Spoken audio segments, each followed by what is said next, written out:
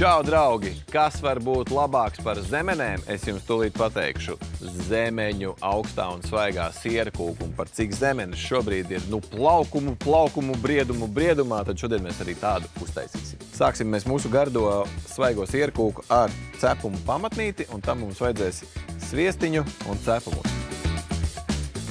Pamatne gatava, turpināsim ar mūsu krēmu, un tam mums vajadzēs krēmsieru, kondensēto pienu, zemeņu ievārījumu un mazliet laimsulas.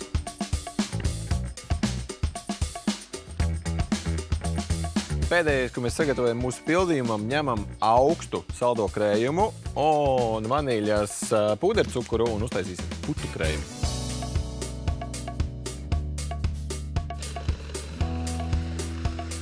Saldais krējums mums ir saputojies, liekam klāt visam pārējām, pildam formiņā un liekam leduskapī.